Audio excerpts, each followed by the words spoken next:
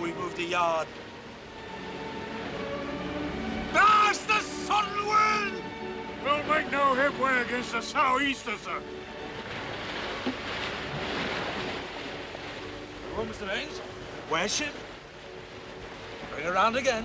Aye, aye, sir. Stand by to worship! Bend your braces! Bend your braces! Come on, look lively there! Look lively there, come on! On your feet, scum! Get up! Come on, look lively there! Wilson! Level them up there, level them up! Come on! Move, you punch-ridden longshore with you! Move! Ease her off, quartermaster! Ease her off!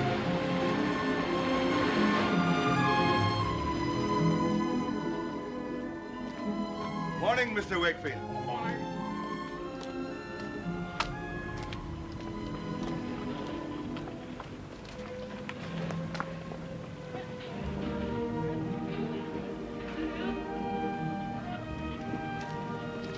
Wind shifting, Mr. Onedin. Ah, I thought it was too good to last. You mark my words, Mr. Simpson, it'll bring rain. It'll bring rain, you know. Aye, and lay the dust, Mr. Onedin. But bad for business, Mr. Simpson. Bad for business. True. Excuse me. Morning, Mrs. Furlong.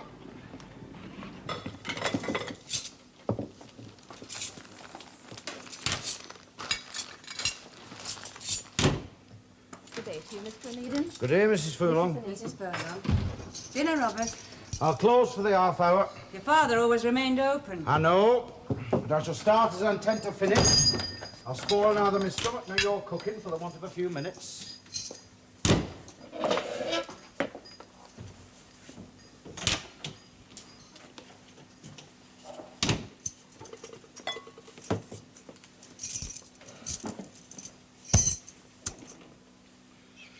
We thank thee, O Lord, for all thy gracious bounty. Amen. A ship's been spoke off the point. I heard the gun. It could be James. We've a lot to be thankful for. A little shop, comfortable business. Seafaring is no life. I've always said so. It was James' own choosing. Ah, well, it's too late for him to change his mind now. Father left the shop to me. I can't imagine James serving behind a counter. Exactly. No sense of business, that brother of mine. No sense of business.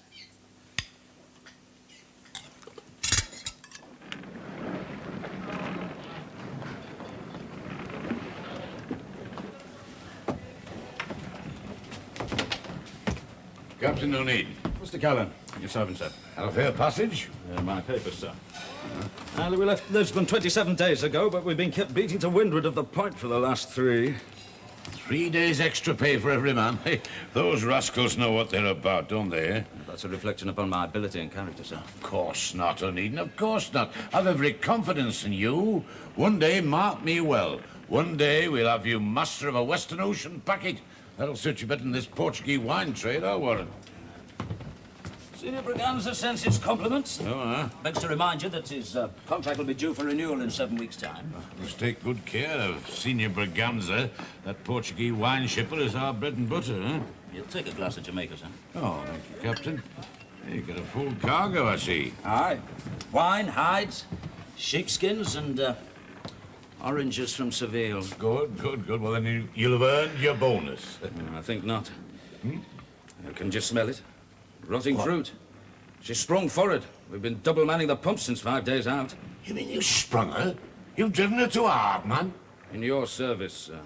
Gee, more expense. An owner's hand is never out of his pocket these days. But below the waterline, she's riddled with worm. I did draw the matter to your attention in my last report. And knowing this, you still drove her hard. It required a fast passage. Gee, what use is a fast passage if you waste time and money hanging around the point for 3 days? A ship that will drive into the wind is yet to be built.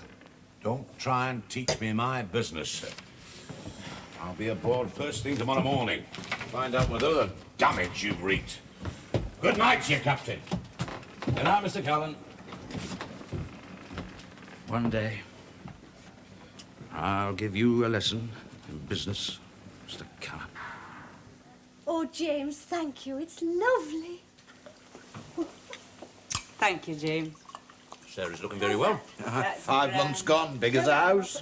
Congratulations. Keep still. There. Is it well? Very well, lovely. Well, when did Father die? A week past. A stroke. The 3rd. It took him in the night. It's a pity you couldn't have arrived sooner. I doubt I could clip a week of a voyage even to oblige Father. And in the event, I dare say my presence would have hastened rather than hindered matters. Oh, James. Well, did he leave much? Oh, the shop. To Robert. And a word of advice for you. Oh? He said, a man who walks a twisty lane may travel far, but arrive at the same destination in the end. Well, I spoke a man with little sense of direction. Robert's worked very hard in the shop, James. Well, without Father holding you back, you should be able to expand the business now, Robert. Oh, I'm well satisfied with things as they are. Well, you shouldn't be. Building ships 200 or more feet in length and clad in iron. Iron ships. Aye, 60 men to crew 'em and every man jack to be fed. Acres of sailcloth, miles of cordage. Now's your chance, Robert. Take it. Ah, the owners would never buy from a little man like me. And how could I afford fancy kickbacks to the masters, eh? Look, the owners will buy where he can show best profit. Look, there's a sight more to business than just plain buying and selling. Take my word for it. Look, I buy, I sell. Now, wherein lies the profit? In between. No, Robert. Profit lies with the man who possesses. The owner makes the profit, not the employee. However well paid. Ah, and he stands to lose most. Ah, and the man who has nothing loses nothing and lies in a poor man's grave. At the poor man's funeral. Oh, Will James, you be the you're better on for lying in a fire. rich man's grave, James? Aye, for I'll have worked for it. 200 cases of oranges destroyed and 20 casks of wine despoiled. There'll be no bonus for you this trip, Captain Onedin. Not a penny piece. You take your leave and report back next week. Very well, Mr. Callon.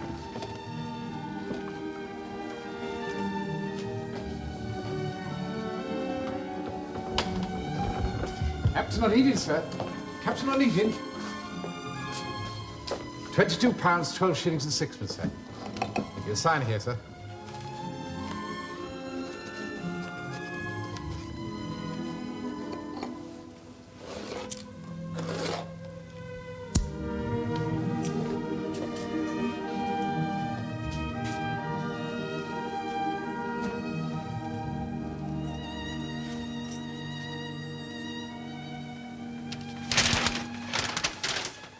Pay attention to your work there.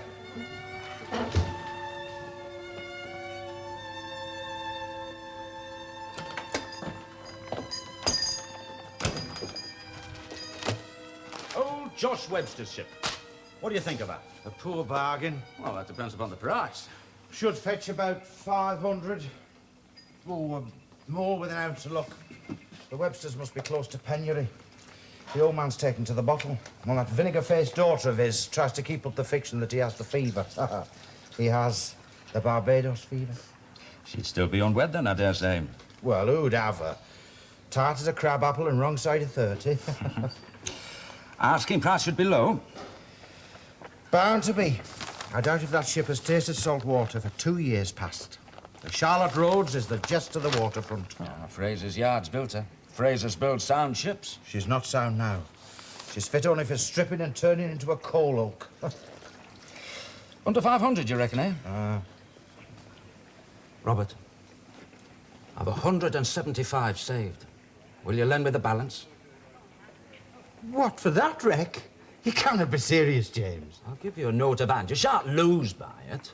On what security? A partnership. A partnership. In what? A trading venture, eh? You propose to put to sea in that? Aye. I'll sail in a skiff if need be. The sea routes are spoken for. The owners would crush you, and they've no taste for competition. Look, £325, that's all I need, and I'll make your fortune for you. I doubt if I could put my hands on 325 shillings, much less pounds. Well, you've the shop and the stock. A shop and a stock? You're asking me to mortgage wife and family against a foolhardy venture that's doomed to failure before it even begins? You speak so grandly of the world as your oyster, but that shell has long been prized open. Shop and stock. Well, where do you intend to sail that wreck? And with what cargo? Oh, somewhat careless with your casks, Robert. Not I. Fool of a drayman dropped it and lost me its contents, but I shall claim, never fear, I shall claim. Well, somebody will be out of pocket. Not I. Oh, manufacturer. Oh, the carrier. It's his responsibility. A carrier, eh? Mm-hmm. Robert, which has greater value? Cask or content? Well, the cask, naturally, it's made of seasoned oak, but it's of little value now. Vinegar? Ah, 9 gallons of it straight down the drain. Why, are you thinking of carrying vinegar on that oak? At least it might pickle its timbers. Not vinegar, Robert. Why? The wine trade. Oh, for God's sake, James, you're not thinking of competing with Callon? Why not? He's had a good run for his money. Look, the Braganza contract has but 7 weeks to run. I think I see a way of snapping it from under Callon's nose. James, even if you had a ship, Callon would undercut any price you could offer. He can afford to. And he'd neither forget nor forgive. He's a hard man, James. He'll run you off the seas. No, I know Callon. And I know Braganza. And between them, they play you like a fish. It is not I who take the bait, but I must have a ship. Now. Robert, will you lend me the money?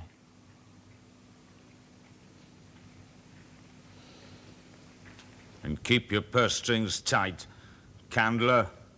Sustain your family on vinegar.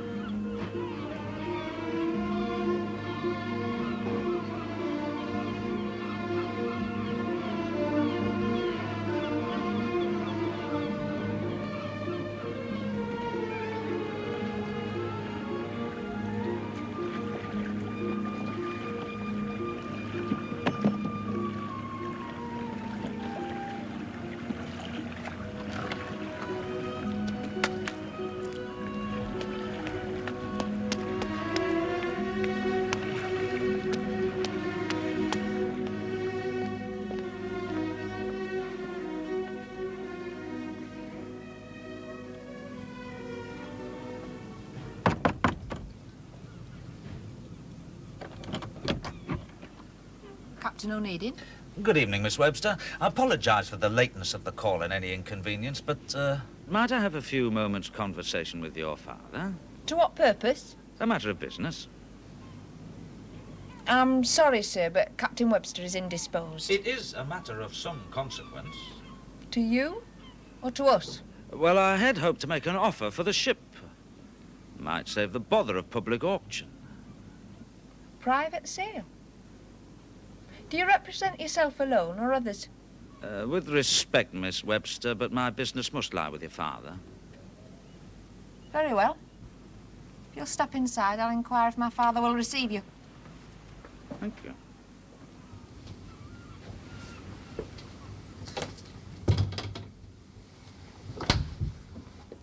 If you would wait in here, Captain Onedin. Thank you, Miss Webster. You will not object to the presence of a woman during your discussion. My father is a sick man, and I would not have him taken advantage of. I understand. You may smoke if you wish. Thank you. It's time, daughter. It's time for my tot. Oh, Father, do try and pull yourself together. I need my tot. We have a visitor. I can't see no one without I have my evening tot. A gentleman neighbour inquiring about the ship. I'm entitled. Couldn't you have shaved, just for once?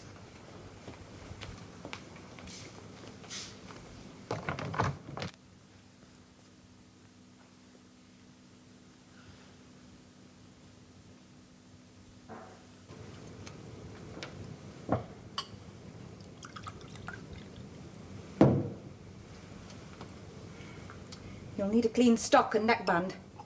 And shoes. I wear the ones with the buckles. My buckle shoes and my uniform. You've no other, all else is in pawn. Gentleman of some importance, is he? We're already acquainted with Captain Onedin, Father. Onedin? That young pup. Tradesman's son. Young upstart. Pious, parsimonious family, the Onedins. His father refused to extend my credit, and as a result, my ship's rotting away. World's coming to a pretty pass when a twopenny shopkeeper can refuse a gentleman. But I outlived that mean-minded old devil for all his sharp ways. Now his son wants to bargain for my ship, does he? I'll bargain, by God. You will leave the negotiations to me, Father. I fancy that Captain Onedin had it in mind to name a sharp price. But if you do not disgrace me, we shall meet him. I believe you're acquainted with my father, sir? Your servant, sir. Merchantman, aren't you? Aye, sir. And a true Onedin by the cut of your jib. Well, take it easy, man, take it easy. A glass or two of wine, daughter. Thank you, sir, but I prefer to keep a clear head when discussing matters of business. My father is not yet fully recovered from the fever, sir. I know the symptoms well. A fever contracted on the slave coast in the service of his country. Retired me on half pay, they did, by smart lords from the Admiralty. There's little gratitude in this world, young man, little gratitude. But I beat the winners and outgunned them. I bought the schooner Charlotte Rhodes, as sound a ship as ever spread canvas.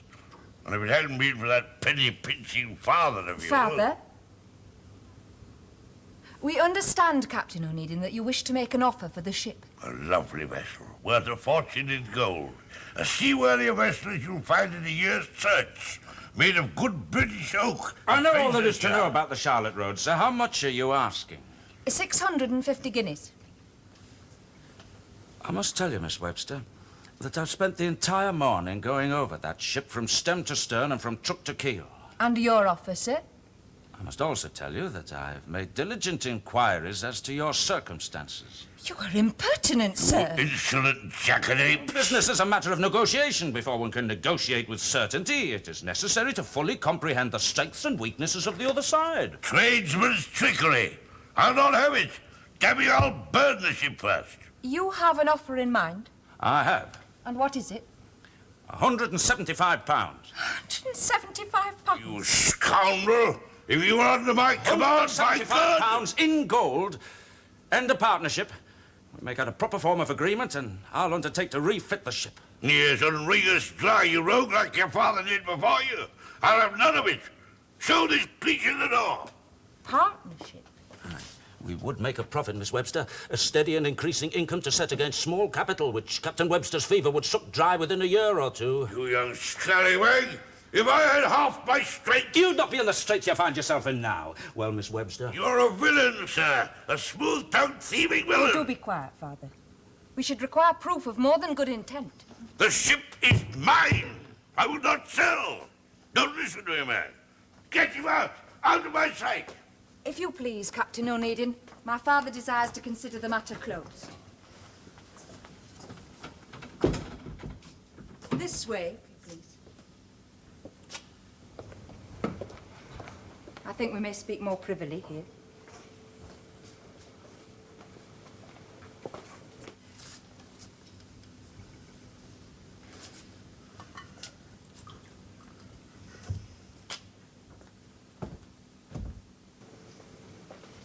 Are you a fool or a charlatan? Neither. Prove it. Well, a deed of contract. Which would last the lifetime of my father only, and thereafter? Well, then another contract would be made out between you and I. Why not? You, the surviving partner, would own the business. That is not my intent. But that would be the effect, a poor bargain, sir. You need the ship with some urgency, I take it. To make a beginning. Then your need must be great indeed. As great as yours, perhaps. I've little taste for penury. One day my father's weakness will assuredly drive him to the grave, and I shall be left penniless. At best, I shall be constrained to live off the charity of friends. At worst, it will mean the poorhouse. I can assure you I've little fancy for either. You understand the problem. Security? In return for the ship. Well, I'll not hide it from you, Miss Webster. I cannot put up surety. And there is my father to be considered.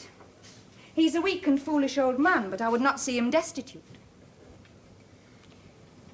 There is only one form of partnership that would ensure the sort of security I require. And the ship would not cost you 1 penny apiece. What? As a dowry. What?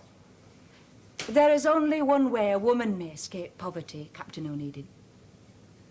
Marriage? A not uncommon arrangement. You strike a hard bargain, Miss Webster. Am I so unbecoming? Well, I'm no great romantic, but matters such as this requires a deal of thought. And I took you for a man quick to decision. You might not find me so great a catch either. I should have the protection of your name and a share in your success. Yeah, or failure. I think you and failure to be poor bedfellows, Captain Onedin. It is a grave risk. Then we will say no more of it. Well, I mean for you. Oh? Well, I ask you to consider carefully, Miss Webster. You might be exchanging one form of poverty for another. I've but £175 in the world. And ambition.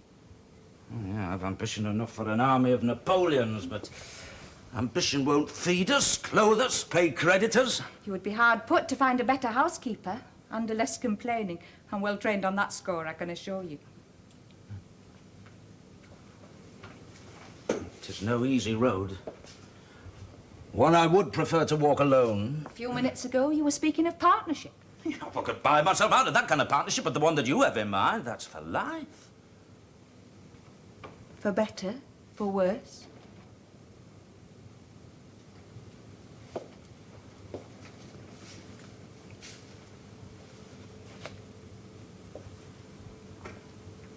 For richer or poorer.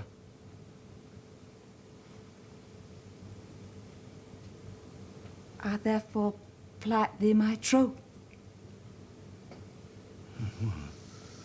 Ship'll need cordage and canvas and timbers caulked and... It is a bargain, then? I wonder which of us will have the better of it. Married? To Anne Webster? Aye, banns are to be read on Sunday. Oh, but James, so soon. Surely you should have waited. You sly dog. Oh, James, I'm delighted for you. But you've not yet made us acquainted with the lady. Ah, well, you know her well enough, Sarah. But not socially, James, not socially. You dark horse. A trifle of moonlight courting. Robert. Well, why else would a man marry in such haste, eh? Robert, your tongue may the more readily stop clacking when I tell you that it is simply a marriage of convenience. Miss Webster is sensible to the fact that I must sail with all haste the moment the ship has been refitted. Convenience? A marriage of convenience? I don't understand. That's clear enough. There was simply no other way of obtaining the ship. Robert, I'd like a word with you. You're marrying her for the ship? You cannot be serious, James. Oh, he's mad. He's quite mad. He's taken leave of his senses. Oh, James, you simpleton. I see no humour in the situation. It's as valid a reason as any for contracting an alliance. Contracting an alliance? You speak as if you were marrying into property. Well, that plain Jane's naught but the daughter of a penniless wastrel. A ship is as much property as any heap of bricks and mortar, and a far more profitable investment. There's a sight more to marriage than just plain investment, James. People marry from mutual regard, not for profit. For love, James, for love. Well, then the more fool they. I cannot see how any man can keep cool judgment when in the grip of such a humour. Oh, now, James... Look, I'm content with the bargain. No more to be said. Robert, I wish to discuss a matter of business with you.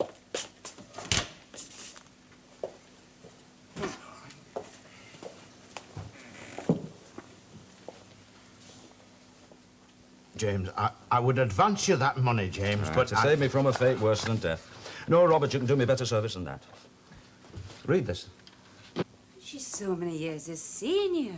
Aye, and such a fright as never was. But I don't understand. Well, it's simple enough. It's a deed of partnership between you and I. Oh, no, James, look, we've been through all this before, and I will not be a party. Ship. You don't. This makes you equal partners. You take half the profits.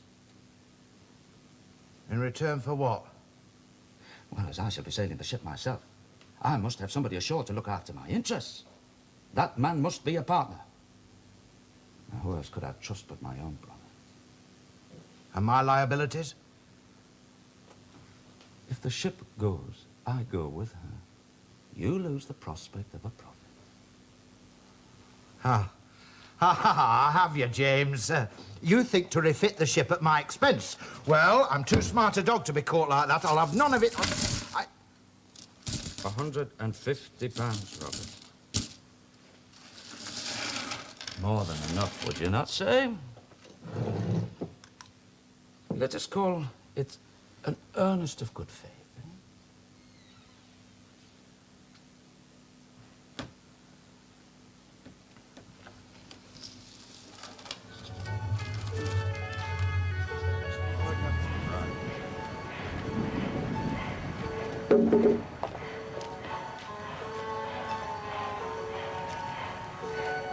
That lot will do us.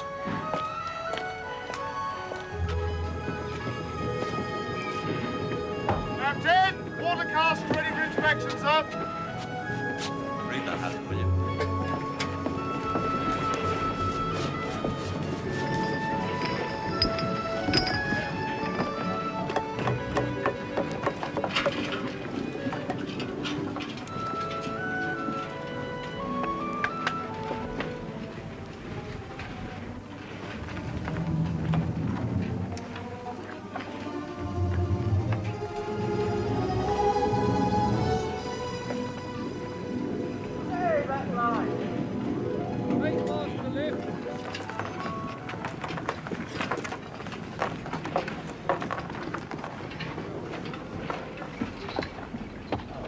James, I want a word with you, please.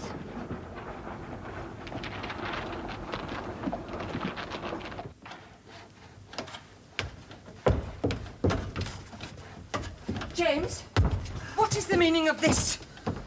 It is made out clear enough, my dear. Do not my dear me, you scoundrel. Anne, I'll not be berated either before or after marriage. There will be no marriage, sir, and no dowry. You may whistle for your ship. You're a rogue, sir, a rogue. You're allowing sensibility to cloud your sense of judgment. This piece of paper is merely a deed of partnership. No more, no less. Exactly. A deed of partnership in which you undertake to share half our profits. Our profits, mark you, with that other rogue, your brother. I will have none of it, sir. None of it. Suffer from the same thing as Robert. Blindness. You're so overcome by apprehension and Robert by avarice that neither of you can see that which is manifestly clear. The one thing manifestly clear to me is that Robert takes half our profits. That is also the one thing manifestly clear to Robert, fortunately for us. You dare speak of fortune? And I take it you have no wish to be besieged by debtors while I am away. Of course not. In this form of agreement, each partner is responsible for the other's debts. Now, as I shall be away at sea, that responsibility falls upon Robert. I assure you there'll be little change from the 150 sovereigns that I gave him, and come allotment day, somebody must needs be at hand to pay those seamen's wives. I see. But it still entitles him to half the profits, does it not? Not quite. Entitles him to half the profits of the voyage. Not quite the same thing. Now, if things go how I intend they shall, I fear the voyage will show no profit at all. No profit? But for the agency of the goods I bring back, there should be handsome profit enough. In which Robert has no share. You must learn, Anne, that in matters of business, I give nothing away.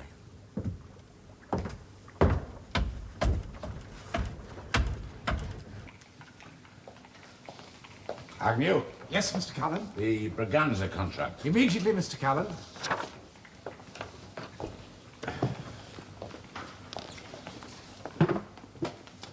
Sharp practice, Agnew.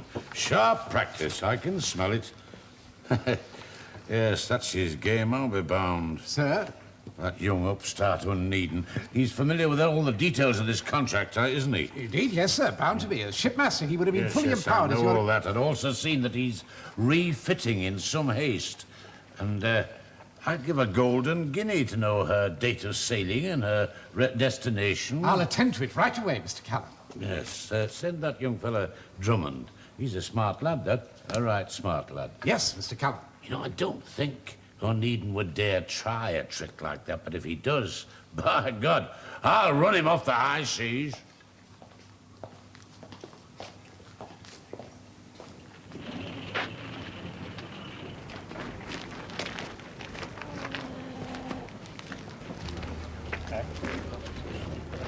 Morning, lads.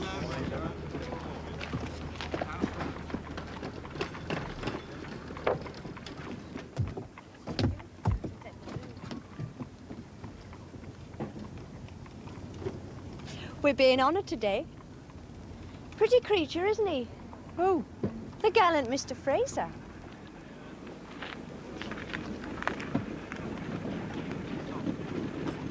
He has a dreadful reputation. Oh? Quite the ladies' man, it is said. I don't doubt that he's come to see James on a matter of business, but he mustn't glimpse me like this. Oh, I'm sure Mr. Fraser too polite a man to notice. He's noticed you, I think. He really is quite the flirt.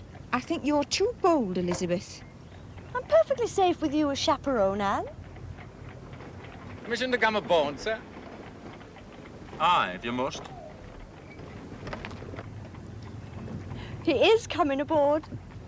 You're not my responsibility. But I'll not endure Mr. Fraser seeing me like this.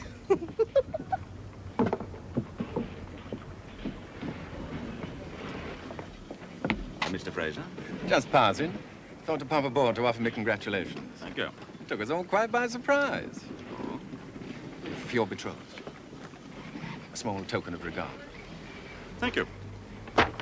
You've made a splendid match, I would say. Peas from the same pod, eh? I would appreciate an invitation. What? To the wedding. Oh, it is to be no grand affair. Quite right. Far too much pomp these days. I take it Miss Elizabeth will grace the occasion with her presence. Oh, so that's the way the wind blows. You have little chance there, Fraser. My sister is already promised. Yes, she has engaged to marry Mr. Fogarty. Now, Mr. Fogarty is mate of a brigantine. Be returning soon. No doubt to claim his betrothed. The ladies are notoriously fickle creatures. Not Elizabeth. You're wasting your time there, Fraser. Thought you might care to put in a word for me. Influence of a brother, you know. Why should I? Self-interest. You're a sharp chap, Onedin. Very sharp. No offense. Paying you a compliment. Well, come to the point. Putting it as delicately as I can. You marry into shipping, eh? Thought you might care to consider another alliance. Shipbuilding. We have the yards, you know. Just a thought. Are you serious? But of course. Wouldn't have broached the matter otherwise. You might find my sister to have strong views on that score. I'd be more than disappointed if she did not. But obstacles, by their very nature, are ours to overcome. Do you not agree? Given a free hand, that is. No cargo, sir. He will be sailing in Bast. It must be the Braganza contract he's after. Due for renewal on the 31st. That's 10 days. The rogue's cutting it fine. He is sailing immediately after the wedding, sir. The devil he is. Ships, hadn't you? Ships. Now, what have we got available? There's the brig Firefly. She should clear for Lisbon on the 25th. Firefly, that scow could never catch Onedin. I tell you, I've seen the Charlotte Rhodes. He's got a rig for a quick crossing. Yes, that devil knows he's about. Oh, a fast ship, haven't you? A fast ship, that's what I need. There's only the Maud, sir, but she's a package ship. Clipper? Get that ship cleared for Lisbon, no later than first tide tomorrow. Yes, See but, to it, man. But she's already taking cargo for Boston and Philadelphia.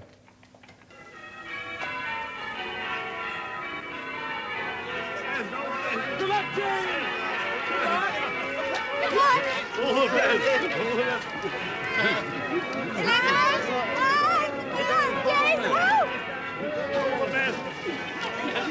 For my eyes.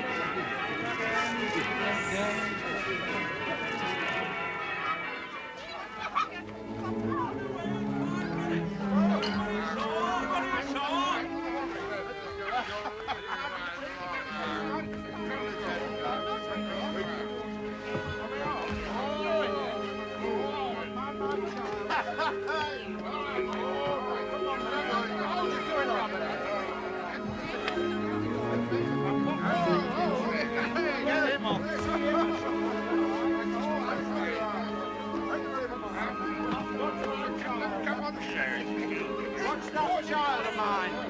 Help her up, Jim.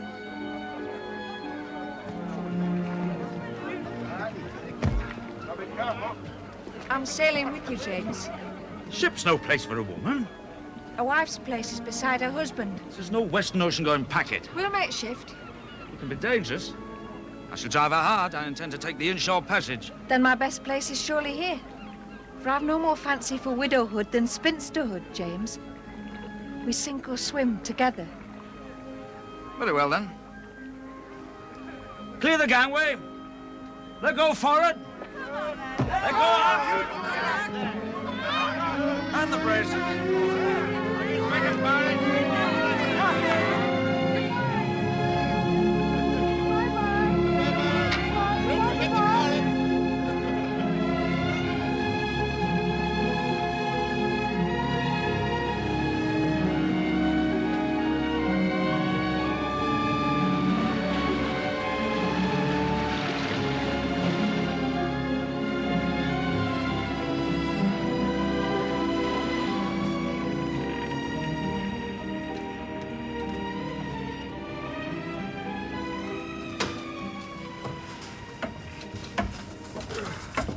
Well, stolen the march on Callon.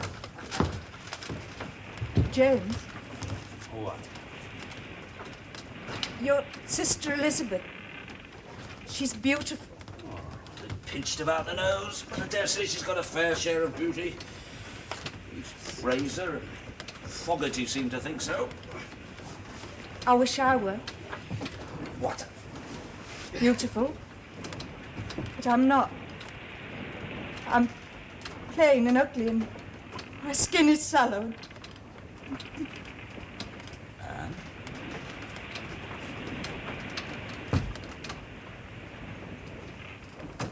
And?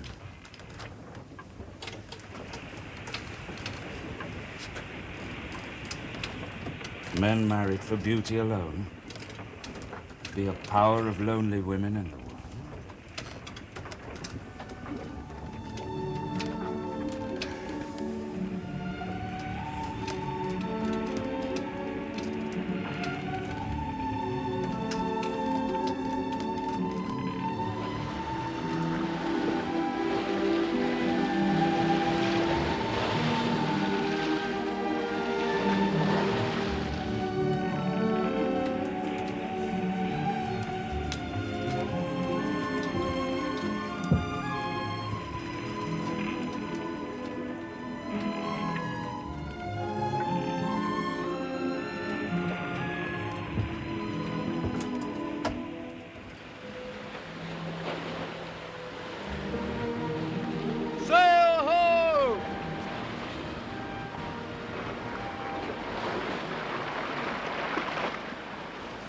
Well?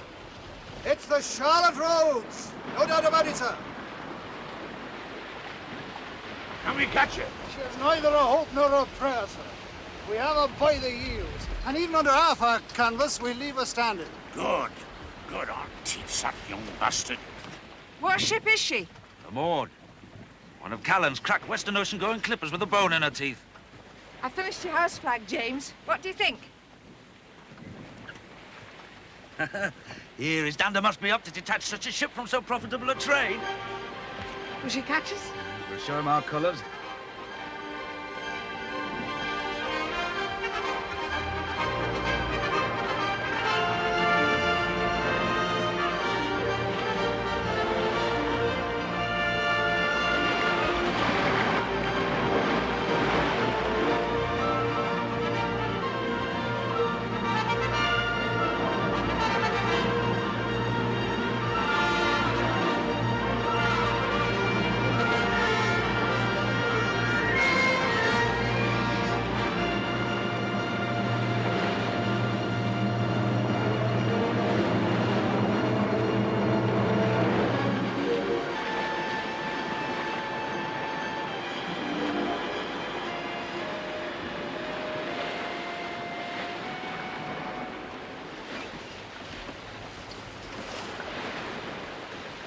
sun's below the horizon.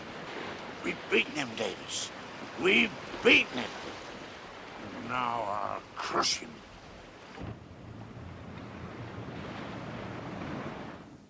The new contract will reduce your freight charges by 7.5%, Signor Braganza. I'm overwhelmed at such generosity, senor. Yes, it's in your favor, but you won't get better terms anywhere else. I warrant that. You're more than generous, senor. So if you'd kindly read these documents, please. But of course.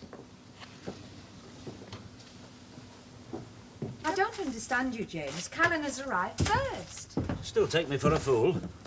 What? I've been racing time, not a ship. I wrote to Braganza, asking for an appointment and requesting that he delays meeting with Callon until I've had an opportunity of discussing my proposals. What, will he? Well, he'd be a fool not to. And he's no fool. More than satisfactory, senor. Yes, I shall have to answer to my shareholders, no doubt, but I thought it was the least I could do in return for the long and profitable association between our two houses, Signor. You will sign? Why not? And you were in such haste to bring me the good news that you came by package. I'm honored, senor.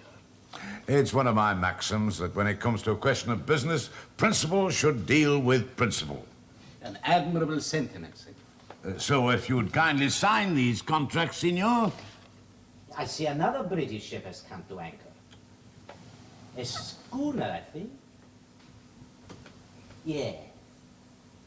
Her house flag is not familiar. A white letter O against the blue background. Do you know of such a company, senor? No, it's new to me. Aunt? Captain Onedin, I've been expecting you. I received your letter 3 days ago. I believe you are acquainted with Senor Callon. Yeah. Senor Onedin has a matter of business he wishes to discuss. So, Signor, if you're kind enough to sign these two contracts, I'll leave you two gentlemen to your discussions. Unfortunately, Senor Callon, that is not possible. Senor Onedin's proposals, I understand, will cover the very situation that we have been discussing. With your permission, gentlemen.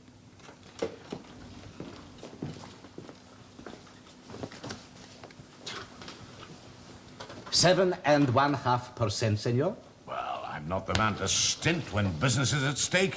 I'll make it 10% and add another ship. That gives you 6 ships to call on and 10% reduction in your freightage charge. You have no comment, senor? Then you put me in some difficulty. Without knowledge of your proposals, I must drive with the devil, eh? I can better anything that Callon can offer. I'll put an end to this lottery. 15%. Now, beyond that, no man can show a profit. I can. He's got but one ship. Well, I shall have more. How? That's my fare. I'll offset my losses against my immigrant trade. 20% for the first 6 months, 15% for the next 6, and thereafter an option to renew. Now, if he tries to better that, he'll bankrupt himself and you. I'll carry your wine free of all charges. What? You'll find small profit there, I think, senor. He's mad. I shall find profit enough if I'm made your sole agent for the United Kingdom. I see. No, it's impossible to sail a ship on commission alone. I shall also want a contract guaranteeing that my ships, and my ships alone, have the concession of returning your empty wine casks. I begin to understand. Please continue, senor. Your proposal interests me. Well, a matured wine cask is of greater value than its contents, you'd agree? Indeed, yes. Well, in future, instead of paying 15 or 20 different shipping agents, you pay only one. Me. And I undertake to collect and deliver, at agreed intervals, your wine casks in good condition. I'll discuss the matter of their freight charges later. It is a clever scheme. A too clever behalf. If it's your empty barrels you're concerned with, Senor Callon, please. Where does a man in my position place his trust? That is the question I must answer. In you, senor? Well, in all the years of our business, your rates have gone up and never once come down. Until now. Certainly you will serve me at any price. But is it to serve me? Well, I think not. To drive competition with new ideas of service of the seas, that, I think, is your intention. You'd have no English trade at all if it weren't for me. By God, Braganza, When the competition is no more, Senor Callon, What will happen to your charges then? They'll remain where I quoted them. Captain Onedin has made a better offer. Good day to you, senor. You've not heard the last of this, Braganza. Nor you, Onedin. I'll drive you off the seas. You'll learn, by God. You'll learn. And now to business. First, you will require a note of authorization. Then, there is the matter of your commission, and you will explain to me in detail. Well, your empty wine casks are stored in warehouses and transit sheds throughout the length and breadth of the United Kingdom. I undertake to collect all your casks in my warehouse. Oh, you have a warehouse, senor? I will have.